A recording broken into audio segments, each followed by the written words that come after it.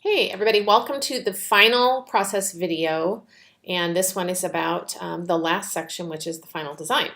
So I've opened it up here to where we ended. We had just put in the second round of comps, and again, that's something that you may or may not be required to do, but it's definitely a should do. You want to get as much feedback on your designs as you can, especially once you're on the computer.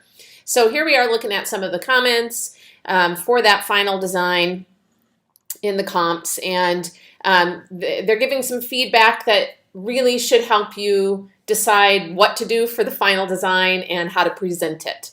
Now, this is a logo, so the presentation is fairly simple. As we go to the next page, it's a vector.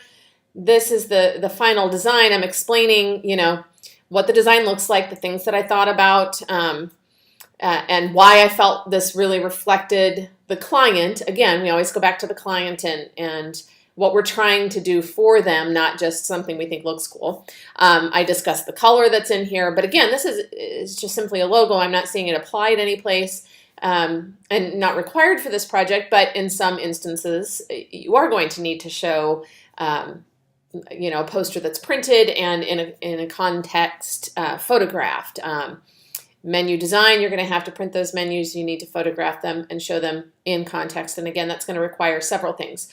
But when we're showing those images in context, we also want to see the final design at full size. So let's say you've built your magazine and it's a 20-page PDF. We still want to be able to view that at full size in here. So you can go to Adobe Acrobat, and you can combine PDFs in there. It's under Tools, and you can just combine, the process book that you have to this point with your final project design, so that when we get to the next page, now it opens up, in a 11 by 17 spread or whatever.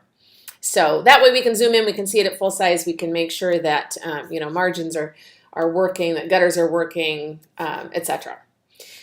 So this one, obviously, I can fit it all on one page here with my description, but you may need more space than that. So let's go ahead and go to the next page. And for this one, I went ahead and just used a computer-generated mock-up. Again, not something that we really want to see for print projects, but for something like this, it's fine. I'm showing how it's been applied, and then I'm talking about how it's been applied and why I chose, craft paper sack and craft paper for the business cards. I'm seeing a front and a back here and explaining what the alignment looks like, etc. And then even some things that I'd like to do differently about this presentation here.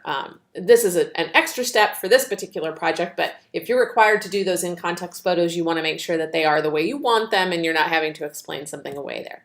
Now, the final thing that you will want to do, and I don't have an additional page here added, but again, you know how to do that, is to add in feedback and your reflection again for the final design. You're going to get feedback in the form of a critique when you turn a project in, so you're going to get lots more information. And these process books are something that you should be saving for each and every project that you do. When you get to the portfolio level for your capstone class, this is a great starting point. You can open up your process book. You can see everything that you've done up to this point, all the comments along the way. You may revisit some of the stuff earlier on and think that that's something that you want to go back and take a look at. But especially that last critique on your project will give you a starting point for where you're going to go from here, how you're going to improve this, make it better, and move on with it. So that is the process of the process book. So hopefully by now you have a pretty good understanding of the process of creating a process book and working your way from the very beginning of a project to the very ending of it.